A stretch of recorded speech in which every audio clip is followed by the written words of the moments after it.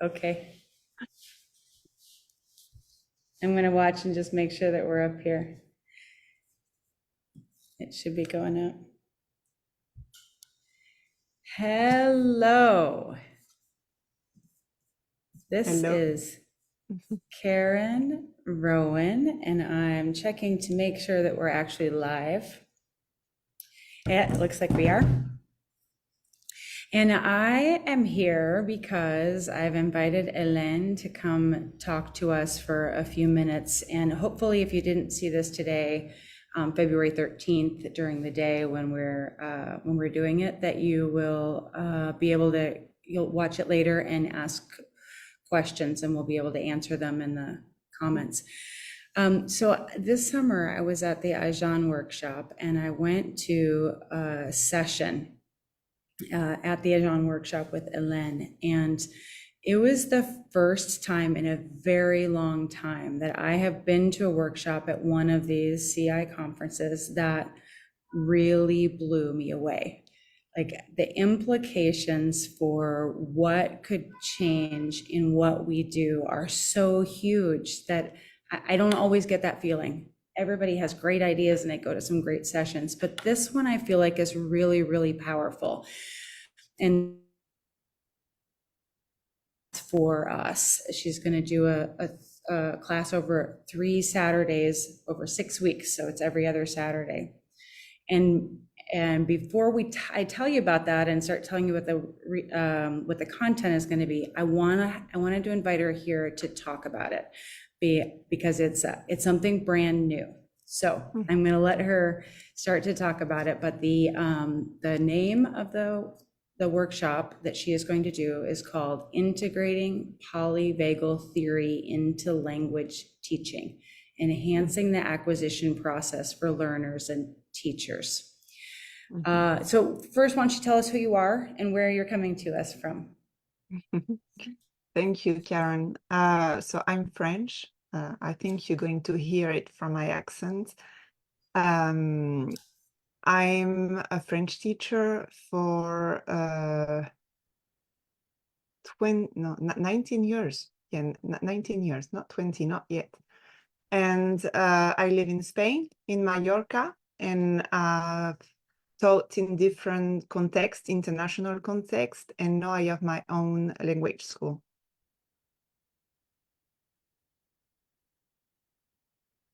And yes, this is now when I'm explaining. So I've started to train other teachers about the CI and all, this beautiful word for language teachers since 2018. And there is something that always shocked me is why, a lot of teachers are taking a lot of notes during workshop, during training. They are very motivated. They are very enthusiastic. But when they go home, they have the notebook on their desk and that's it. And they always say, no, but I need to ask my administration. I need to ask my other colleagues.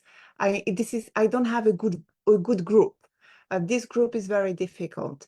You always have some excuses to not making the move to implement something, just one small thing. And this is something that I didn't understand at all. And it's like we were all born,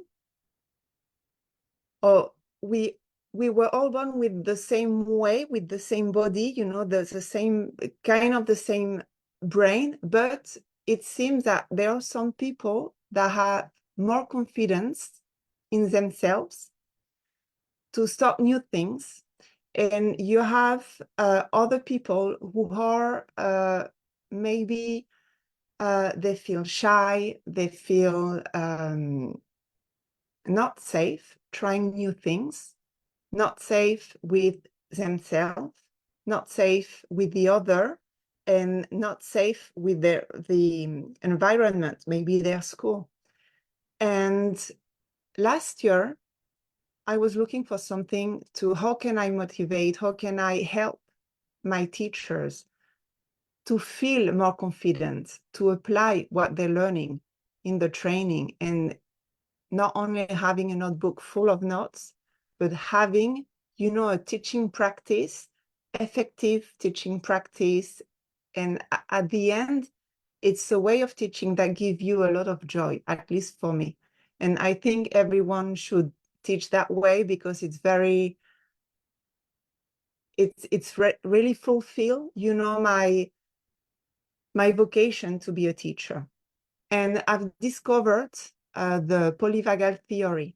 And the Polyvagal Theory was created by Dr. Stephen Porges. He's a psychologist in the US, a very famous psychologist. And we have a nervous system. We have the sympathetic system, who is here to make us move, to make us in action. We have the parasympathetic system, which is here to make us chill, relax, just slow down. And what Dr. Porges has discovered is that we have the vagus nerve in between. And the vagus nerve is here to regulate the nervous system. So we're not always in action, and we're not always doing nothing, because we need both of them. But we can't be always in action. We need to rest, but we can't only rest. We need to move forward.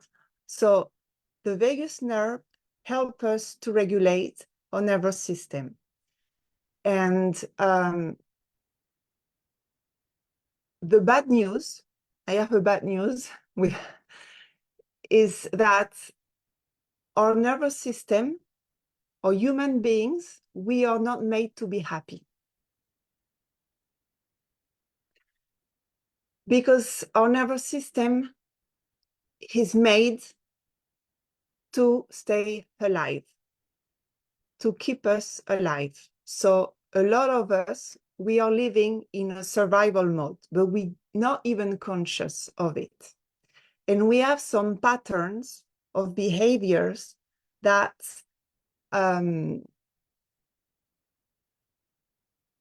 that can be positive, that can be negative, but we have some patterns depending on the information that our nervous system is receiving. Nowadays, in different parts of the world, not everywhere, but nowadays, we no longer have to worry for our lives. It's not for everywhere. It's, I think in Spain, for example, it's okay. We don't have to, there is no war, there is nothing very big happening, so it's okay.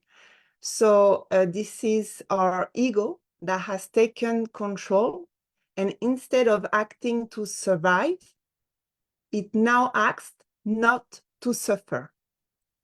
And for example, we can fear, we can be scared of suffering when speaking in public. For example, right now, I have my nervous system very activated because I'm speaking in English and I'm speaking about a topic which is not language acquisition. It's not, you know, activities for the classroom, and I'm very nervous. I'm very activated.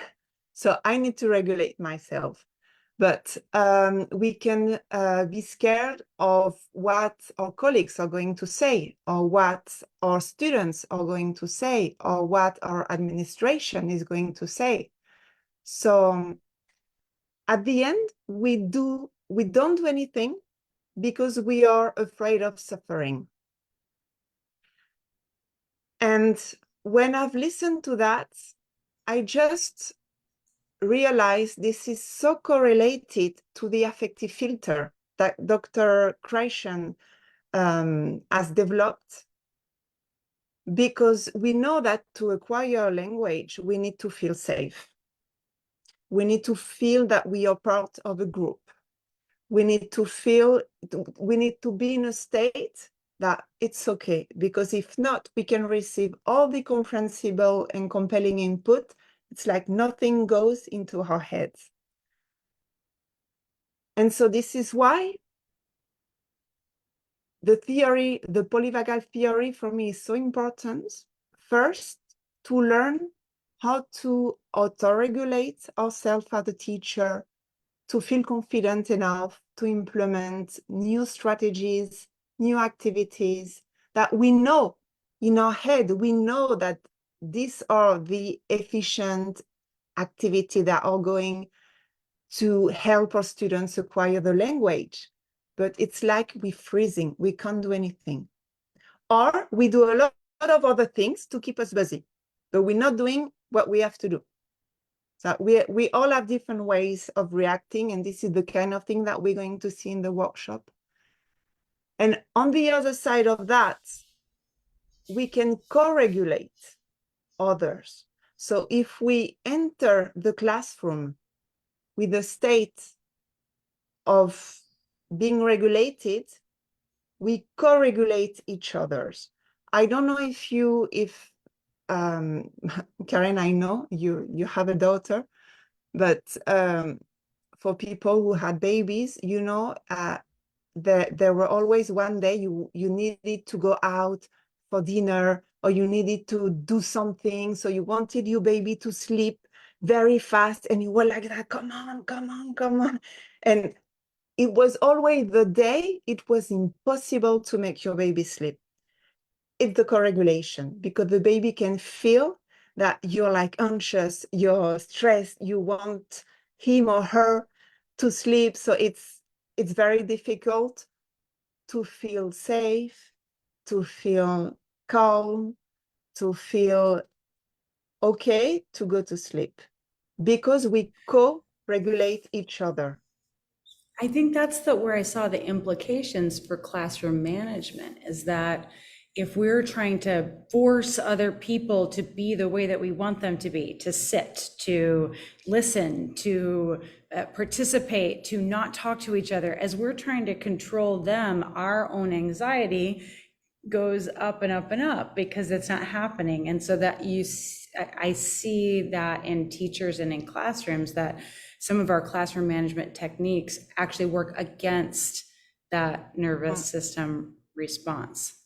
So in that way, but then also just as teachers, our stress levels are so high that what's happening in teaching right now is causing so much anxiety and stress and reactivity that both of those things together, I think, will make a big difference. And that you come to us from this place of really understanding language acquisition, that it's not activity based. Do this activity. It's not about doing something. It's still really focused on the process of language acquisition and how languages are best acquired. And like you said, the Krashen's affective filter hypothesis works really well with this, and working against that doesn't work for us either. Exactly. I think the first objective when we enter the classroom would be, first we have to feel in a state of being confident, feeling safe, and teach our students also to recognize the different states, and ourselves to recognize when a student is in a state. For example, for me, this is always boys who might have like a very, how would you say, desafiante in Spanish? Desafiante? Defiant. Yeah, defiant, you know, behavior. And this is because they are in the sympathetic state. So instead of trying to, what are you doing? This is not a way to behave, and blah, blah, blah. You know, the kind of thing that we can say.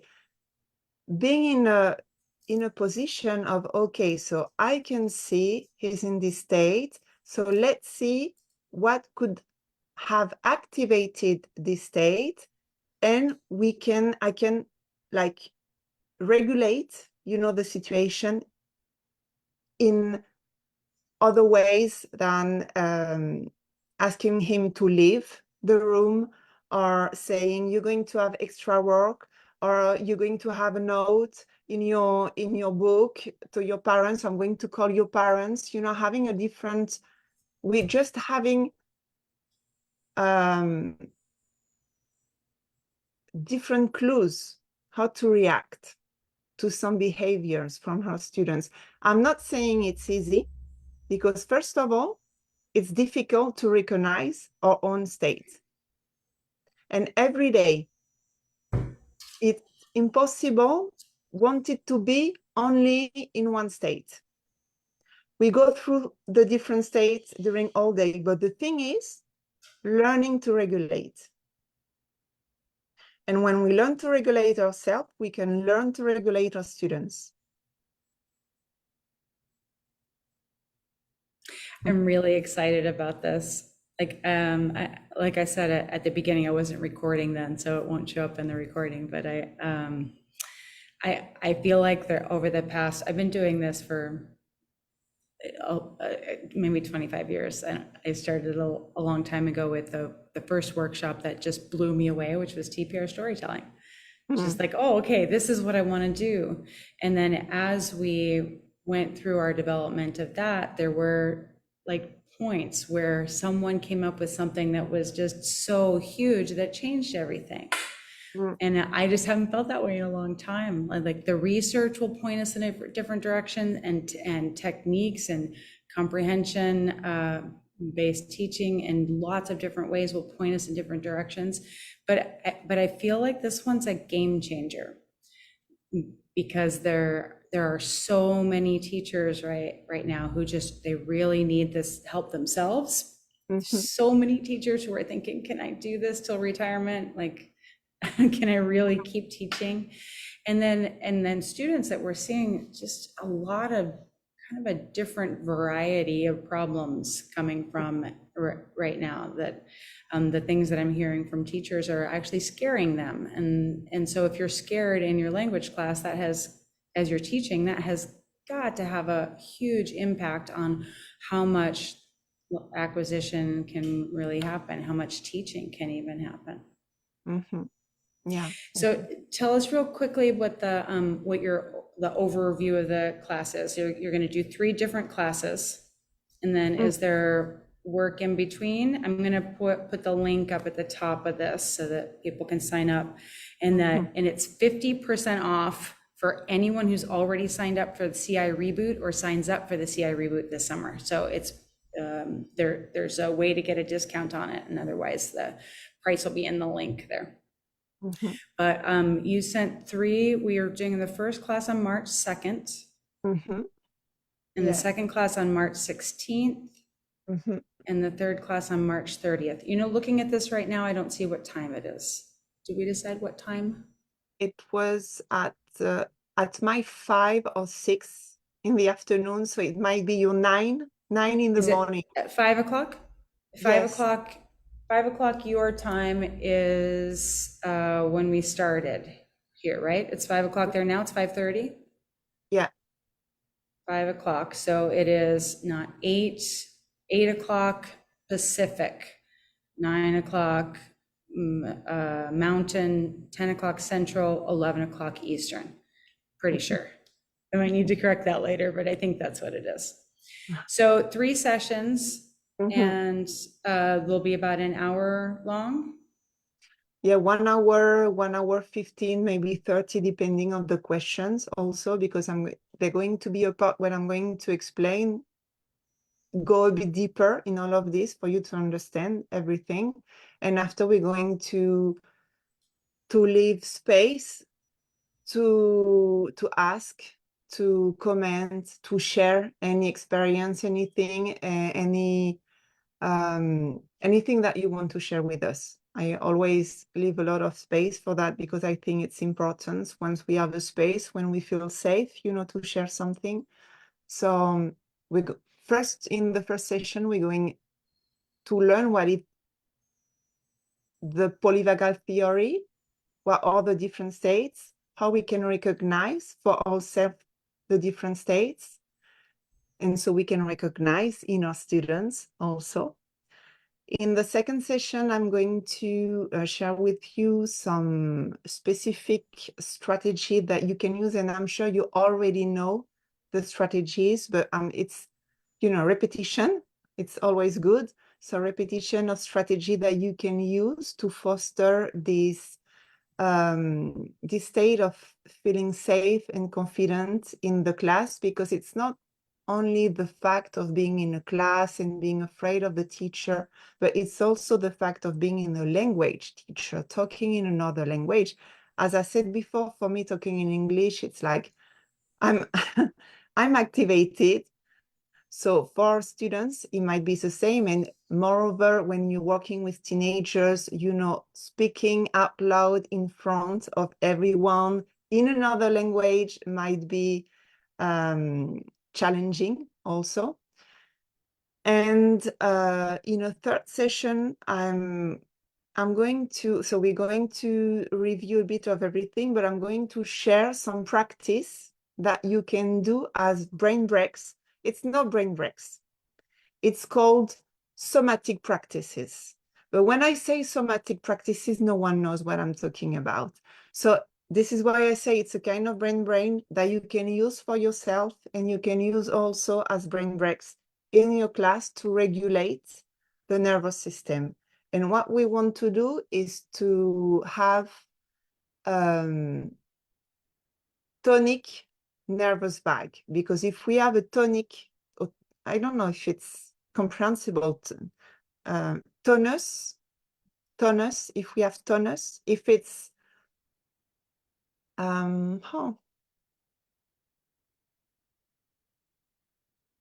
don't know, can I say it? I'm looking for the word in your description. If it's strength, if it's, yeah, we're going to teach our body to auto-regulate by itself instead of having to think about it. Okay. I feel regulated just talking to you. I'm not regulated. Yeah, I'm sorry. You're right. I didn't even realize that, of course, that when you're trying to speak in language where it's not your first language, that always raises my affective filter to try and do things in Spanish and in French. Whoa. I actually am more like a baby in French. I'll just say anything. I'm not quite to the place where I get all self-conscious in general when I'm traveling, but boy, in front of a teacher, absolutely.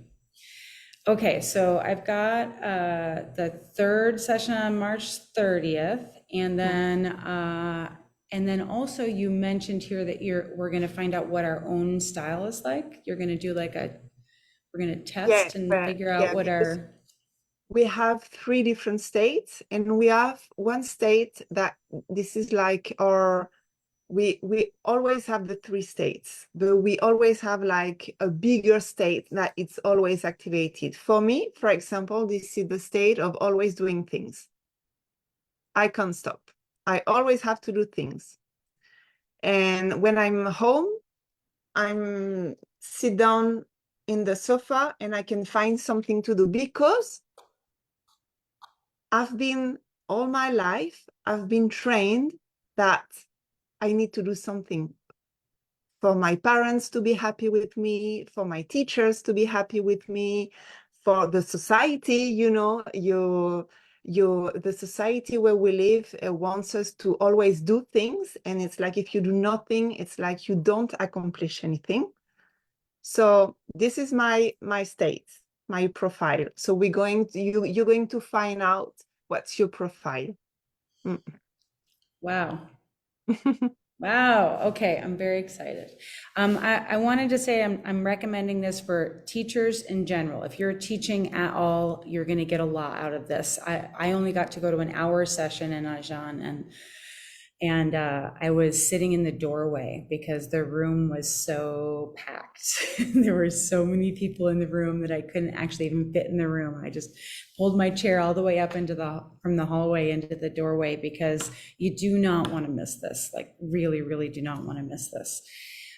So it starts on March 2nd. I put the link already in the comments, but I will add it to the top so that so you can sign up.